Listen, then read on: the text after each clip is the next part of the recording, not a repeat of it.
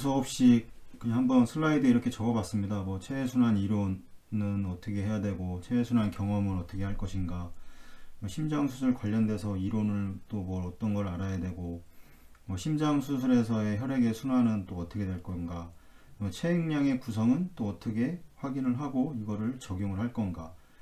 그럼 이 질병에 따른 환자의 상태에서 이 어떤 질병을 가지고 심장수술을 받아야 되는 환자들에 있어서 이런 어떤 가지고 있는 질병으로 인해서 지금 환자가 어떤 상태를 가지고 있는지 이런 것도 좀 파악을 해야 되겠고, 그다음에 심장수술도 당연히 이제 어떤 순서, 프로시저가 있을 것이고, 그 다음에 우리가 이제 항상 거의 사용하고 있는 이런 소모품의 특성들, 이런 것들은 또 어떻게 알아야 될 것이며, 이 체외순환에서 중요하게, 그러면 정말 중요하게 생각해야 될 점은 뭔가, 그냥 지금 쭉 그냥 나열해서 해놓고 그냥 두서없이 이야기를 하려고 그냥 펜을 들었는데, 뭐 경험 얘기도 좀 드릴 거고, 그 다음에 예전부터 지금까지 제가 한 20여 년 넘게 체외순환을 시행을 하면서 공부는 거의 손을 놓지 않았던 것 같습니다. 뭐 계속 책을 보려고 했었고, 물론 그렇게 매일 막 그 책을 봐도 초창기 때는 지금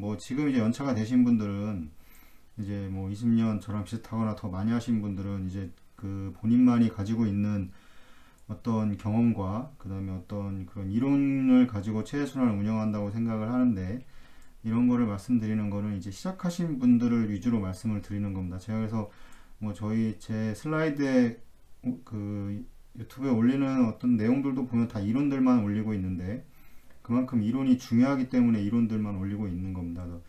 예전에 교육을 받을 때는 그렇게 뭐 이론이라던가 이런 거에 대해서 솔직히 잘 듣지는 못했습니다. 제가 스승님으로 모시는 분이 한 분 계신데, 그분을 만나고서야 이제 이론이라는 게 뭔지를 좀 깨달았고, 책은 계속 보고 있었지만 이 실전 경험이 없으니까 잘 이해도 잘 안 됐고, 책은 많이 읽었습니다. 많이 읽었는데 잘 이해는 안 됐습니다.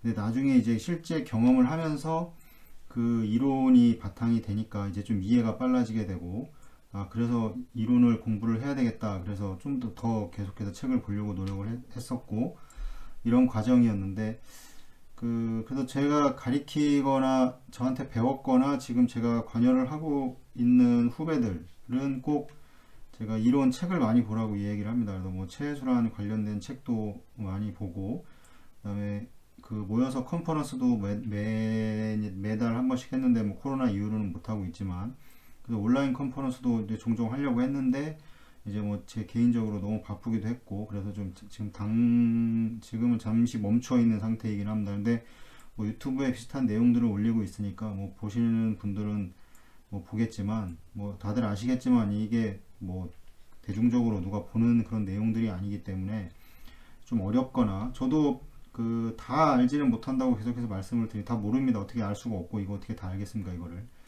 그래서 항상 모르는 거는 책을 보고 찾아보고, 그래서 그걸 계속 이제 리마인드 하려고 하고, 이렇게 하고 있습니다. 그래서 이제 시작하시는 분들은 제 경험에서 지금 말씀을 드리는 거지만, 책은 계속 보셔야 됩니다. 이게 뭐 체외순환 책을 한 권을 보더라도 정독을 해서 몇 번을 보려고 노력을 해야 되고, 그 다음에 이 체외순환 관련된 이론이 너무 많습니다. 너무 많고, 이거를 뭐 어떻게 할 건지 알 수도 없기 때문에, 이걸 뭐 경험만 가지고 뭐 일을 할 것도 아니고, 체외순환 경험이 많으신 분들이 뭐 엄청 많습니다. 엄청 많지만, 그렇다고 이 경험이 많다고 해서, 제 후배들한테 항상 하는 얘기인데, 이 경험이 많다고 해서 실력이 좋지는 않습니다. 실제로 저도 교육을 받을 때 예전에 뭐 그냥 경험 얘기를 많이 하고, 뭐 예로 체외순환은 뭐 예전에 뭐 지금은 그런 자동차가 없지만, 예전에 매뉴얼 스틱이라고 하는 그런 자동차 운전에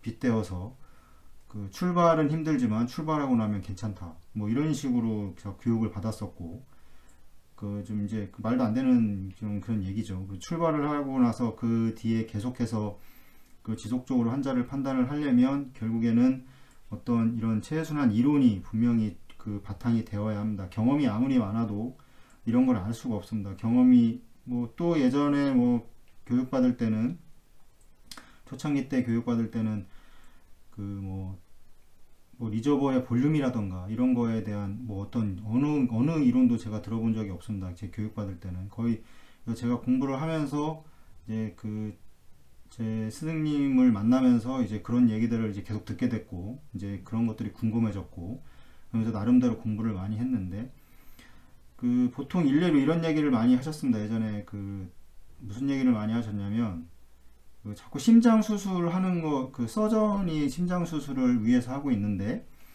심장 수술을 하는 거를 자꾸 보라고 합니다. 그래서 심장 수술을 보는데 뭘 봐야 될지 모르겠지만 심장 수술을 보라고 하는데 심장 수술이 지금 C를 뭐를 쓰고 있고 지금 어디에 어떻게 꼬매고 있고 뭐 이런 얘기를 자꾸 보라고 합니다. 근데 솔직히 말해서 그건 지금 생각을 해보면 지금도 그렇게 제 후배들한테 말을 안 하지만 심장 수술의 전체적인 프로시저는 알 필요가 있습니다. 심장 수술이 뭐 예를 들면 뭐 처음에 이제 캐놀레이션부터 뭐 헤파린이 들어가게 되면 이제 뭐 에올타라던가 그 다음에 뭐 SBC, IBC에 이제 캐놀레이션을 하죠. 이제 캐놀레이션 하는데 뭐 보통 이제 펄스팅이라는 그런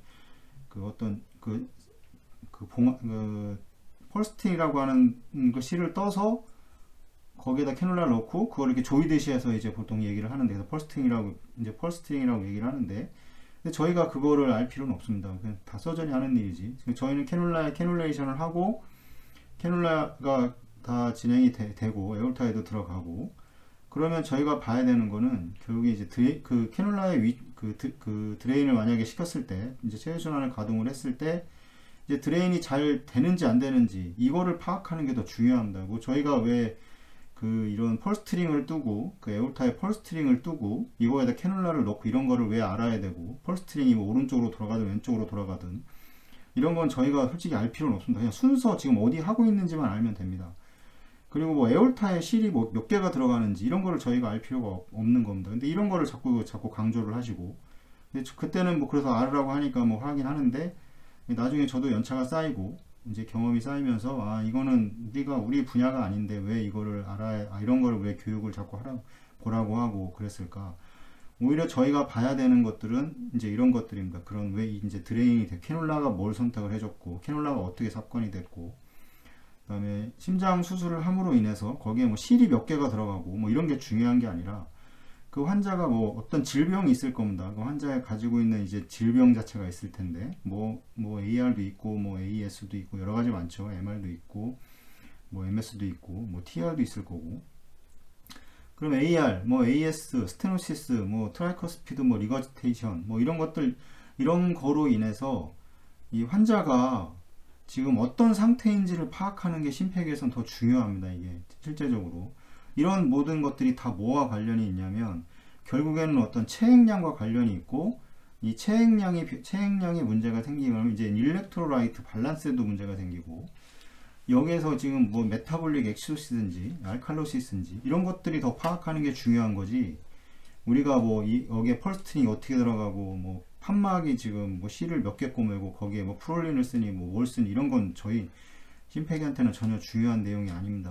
저희가 정말로 중요하게 쳐다봐야 될 건 뭐냐면 이 리저버의 레벨입니다. 리저버 레벨은 항상 쳐다보고 있어야 된다. 리저버 레벨을 기준으로 해서 이 모든 체외순환 관련된 지금 운영되고 있는 그 상태를 확인을 하고 다시 리저버로 돌아와서 또 이제 확인을 하고 리저버의 레벨의 볼륨의 변화는 어떤지 지금 드레인의 상태는 어떤지 결국에는 이런 거를 파악하는 게 체외순환사로서의 더 중요한 목적이고 더 환자를 알아가려고 하는 그게 더 중요합니다. 환자를 알아가려면 결국에는 이 어떤 체액량이라던가 이 환자한테 더 가까이 가고 더 많이 그 환자의 상태를 파악하면 파악할수록 이 심폐기 상태에서 그 컨디션은 훨씬 좋습니다. 실제로도 그렇고. 근데 우리가 뭐 심장 수술을 뭐 하는 거 뭐 이러는 거는 뭐 하고 어떻게 하고 이런 전체적인 과정 어느 정도 만약에 예를 그런 건 중요하죠. 뭐 판막을 수술을 했는데 ABR을 했다. ABR을 해서 그런 어떤 프로시저가 있을 겁니다. 뭐 캐놀라는 못 쓰고 이런 프로시저에서 지금 에올타를 카디오플레지아를 주고 심장이 멈췄고 그 다음에 뭐 에올타를 열었고, 그 다음에 이제 뭐 판막을 떼내고, 이제 뭐 거기 뭐 실을 뜨고, 판막을 넣기 위해서, 이제 인공 판막을 넣기 위해서 이제 뭐 실을 뜨고, 이런 과정만 보면, 그러고 이제 타이 하고 있으면 뭐 이제 다 떠서 이제 타이를 하고 있는 거구나, 이렇게 생각을 하면 되지. 거기에 뭐 그 세세하게 뭐 실이 뭐 10개가 들어가네, 12개가 들어가네, 뭐 이런 거는 저희한테 중요하지가 않다는 겁니다. 이런 거를 자꾸 얘기를 하시는 분들이 종종 있어서 지금 그러는 건데, 이건 심폐기한테는 전혀 그렇게 중요하지. 전체적인 과정의 프로시저는 중요한데, 그래야지 어느 부분에서 체온을 상승을 시켜야 되겠죠. 체온이 뭐냐, 뭐 32도까지 떨어져 있다고 뭐 가정을 했을 때, 이 수술이 다 끝났는데 32도에서 아무것도 안 하고 있으면 안 되겠죠. 수술이 뭐 타이를 하고 이제 에올타를 닫으려고 하는데, 그때도 체온을 올리지 않고 있다면, 이제 이 올리는 시간만큼 또 그러면 체외순환 시간이 길어지니까 환자한테는 손해일 겁니다. 그래서 그런 거를 더 중점적으로 그 환자의 필드에서 어떤 일이 벌어지는지를 알려고 하면 되는 거지, 우리가 뭐 그렇게 지금 의사 선생님들이, 서전들이 하는 그런 프로시저를 모두 알 필요는 없습니다. 그래서 결국에 중요한 거는 이 질병에 따라서 이제 환자의 상태가 어떻게 지금 그 환자한테 그 미치고 있는지를 파악을 해야 되고, 그 다음에 결국에는 계속해서 여기 제가 유튜브에 올리는 내용들도 다 보면 다 체액량 관련된 거 되게 중요하다고 맨날 얘기를 하는데, 체액량이 제일 중요합니다. 체액량. 결국에는 그런 볼륨들이, 그런 어떤 환자가 가지고 있는 질병들이 결국에 이제 체액량과 다 관련이 있기 때문에, 질병이 뭐 올해 어떤 뭐 AR이라던가 뭐 MR 뭐 이런 환자들이 다 문제들이 이제 플로우의 순환에 따라 이제 플로우의 순환이 정상적으로 이루어지지가 않고, 뭐 역류를 하는 과정에서 뭐 풀모널 하이퍼텐전이 발생을 한다던가, 그럼 이 풀모널 하이퍼텐전으로 발생할 수 있는 이 영향은 어떤 건지를 이제 심폐기에서 알아야 되는 거고, 그 다음에 체액량이 많으면 그 환자의 체액량을 어떻게 조절을 해줘야 될 건지, 이런 게 더 중요하다고 말씀을 드리는 겁니다. 체액량 파악을 제일 중요하고, 그래서 제가 후배들한테 맨날 계산을 하는 거라던가 이런 것들을 많이 알려주고 있는데, 그래서 계산을 하고, 계산이 틀려도 괜찮습니다. 계산이 틀리면 계산을 안 하고 나서 가서 체외순환을 운영하는 거하고, 내가 계산을 했는데 내 계산이 뭔가 틀려서 수치가 정확하게 맞지가 않았다, 그럼 뭐가 틀렸는지를 찾으면 되는 겁니다. 그럼 찾아서 이게 이런 문제가 있었구나, 이런 게 틀렸구나, 이렇게 알아가는 게 중요한 거지. 아예 안 하고 그냥 뭐 체외순환 하시면 가서 뭐 아침에 가가지고 환자 파악 아무것도 안 돼 있고 그냥 들어가서 캐뉼레에서 펌프를 그냥 그렇게 돌리시나요? 그렇게 하면 안 됩니다. 이게 환자를 자꾸 전날이든 며칠이든 환자 이제 스케줄이 나오니까 이제 환자를 계속해서 그때 몸무게와 이제 들어와서의 몸무게와 이 몸무게 차이도 결국에는 이제 체액량이 늘었는지 줄었는지에 관련이 크기 때문에 이제 이런 것들을 꼭 알아야 된다는 얘기를 자꾸 하는 겁니다. 그래서 체외순환에서 무슨 뭐 운전하는데 스틱 운전하듯이 출발할 때는 힘들지만 출발하고 나면 시동이 안 꺼지고 괜찮다, 이런 얘기는 제가 들었을 때도 참 말이 안 되는 내용이고, 뭐 그렇게 교육하는 분이 지금도 계실지는 모르겠는데, 그거는 그렇게 교육을 그렇게 하는 건 아니라고 생각을 합니다. 그래서 교육 과정에서도 어떤 이론적으로 계속 얘기를 해줘야지, 이론을 전혀 벗어나서 너는 이것만 하면 돼, 뭐 물어보면 대답도 못 해줄 거면서, 뭐 너는 왜 지금 2년차에 이걸 알려고 해, 이런 거는 아니라는 겁니다. 그거는 선배로서의 도리로서 그거의 교육에 대한 그런 교육을 하는 그런 선배의 자세는 아니라고 저는 개인적으로 생각을 합니다. 저는 그렇게 옛날에 교육을 많이 받아봐서 이제 이런 얘기를 하는 건데, 아마 지금도 그러시는 분들은 안 계시겠지만, 지금도 많이 이제 뭐 학회도 다니시고 뭐 많이 논문도 보고 책도 많이 보시는 선배들이 훨씬 많습니다. 근데 간혹 그런 분들이 많이 계셔서 좀 이제 그런 분들한테 교육 받으시는 분들은 이제 스스로 좀 깨우치셔야 된다, 이렇게 본인이 스스로 공부를 해야 되고, 심폐기가 다들 아시겠지만 이 심폐기 교육이라는 게 외국처럼 어떻게 우리나라는 그렇게 체계화되어 있지 않습니다.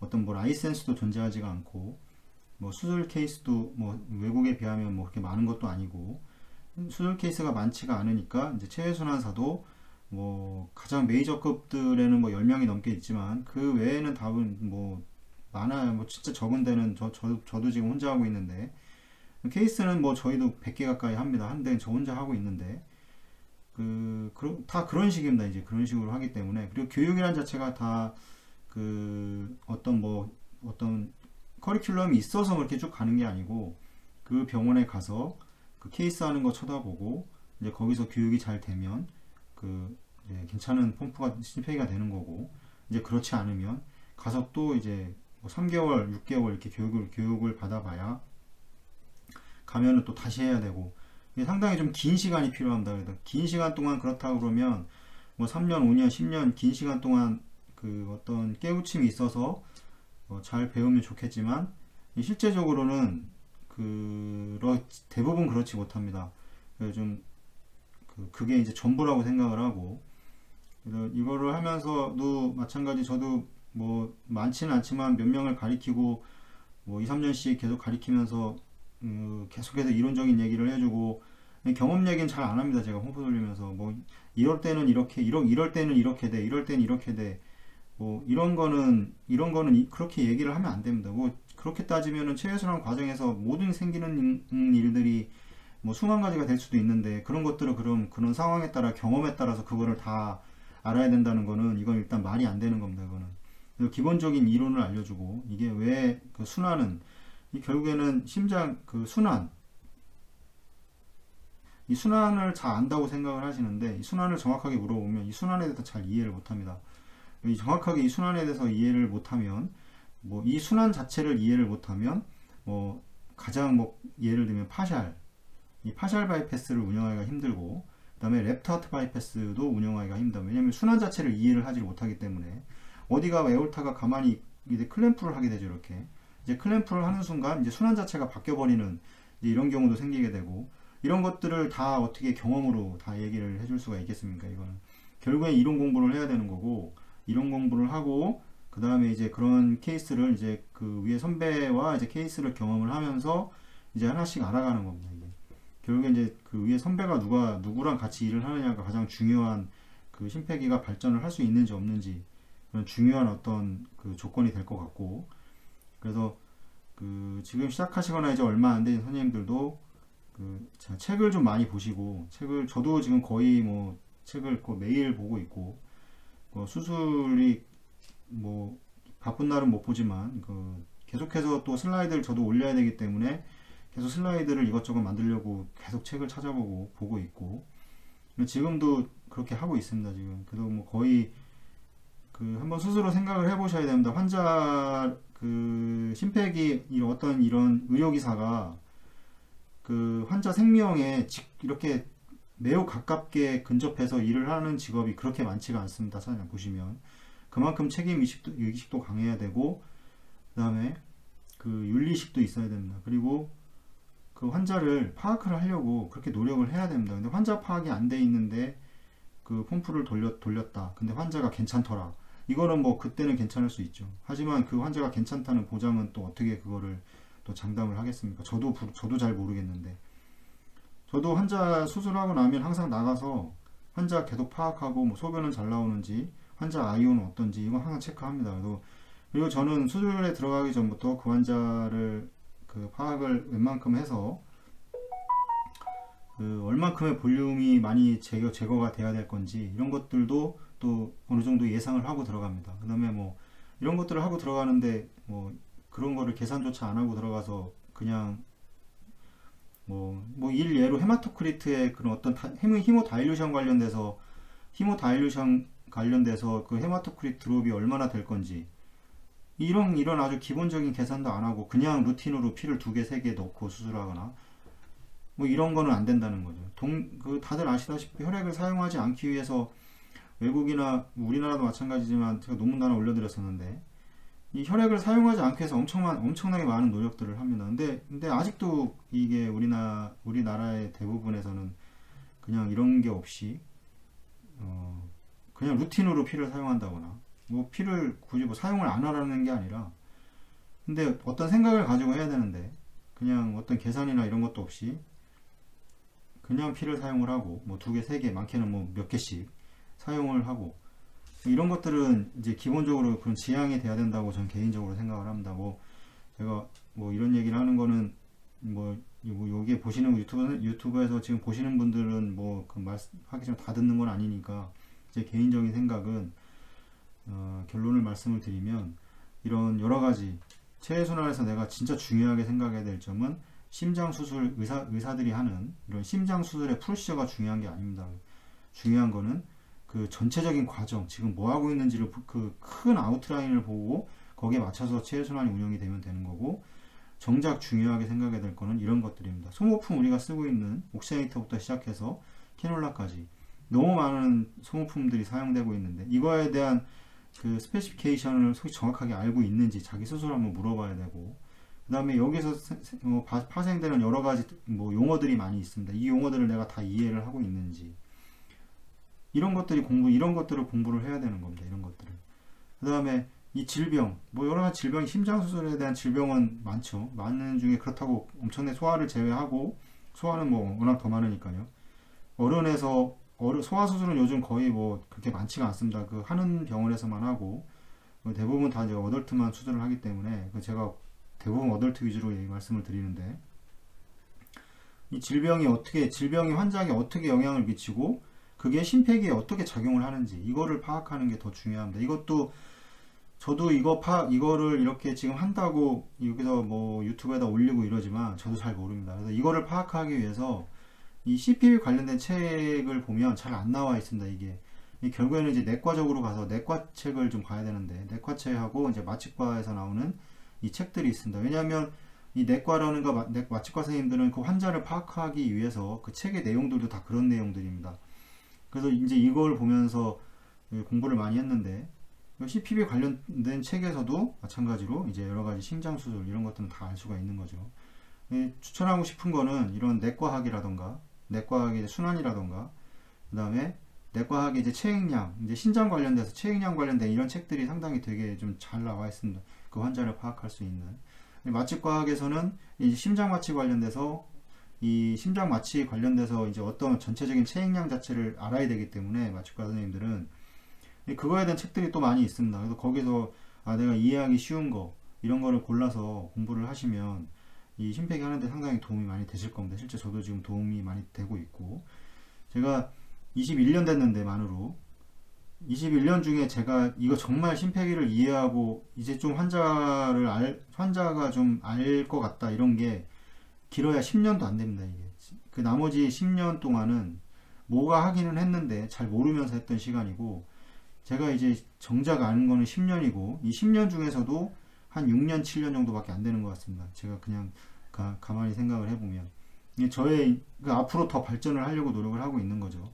더 많이 알려고 하고 환자 파악을 더 하려고 하고, 지금도 이제 놓치는 것들이 종종 있고 아주 미세한 것까지 이제 보고 싶어 하고, 이제 그렇게까지 되고 싶어 하고, 어차피 일이니까요. 제 일이고 재밌으니까 하는 겁니다. 또 일이 재미로 하는 건 아니지만 뭐 일에 흥미도 있고, 또 이거를 해야 되는 어떤 목적의식도 있고, 그 다음에 또 자부심도 좀 있습니다.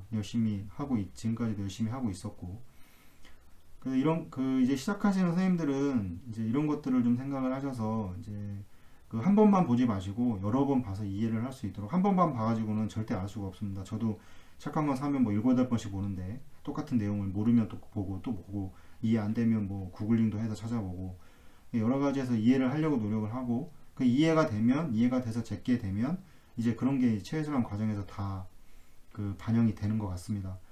그래서 오늘은 뭐 두서없이 그냥 쭉 지금 집에 들어와서 이렇게 적어놓고서 지금 말씀을 드렸는데, 얼마 전에 이제 그 스승님하고 술 한잔 먹으면서 이런저런 얘기를 하다가 거기서 나왔던 내용이라던가 이런 것도 좀 들어가 있긴 한데, 이제 시작하신 이제 얼마 안 된 이제 10년, 저도 21년 했는데 지금도 잘 모릅니다. 실제로 하면 할수록 더 잘 모르는 것 같습니다. 이제 시작하시는 분들, 연차가 얼마 안 되신 분들도 이제 그런 걸 좀 더 파악하려고 책을 많이 보시고 공부를 많이 하셨으면 좋겠습니다. 좀 다소 말이 좀 이런 거로 길었는데 너무 내용만 올리니까 좀 지루할 것 같아서 또 개인적인 생각을 좀 말씀을 드렸습니다. 감사합니다.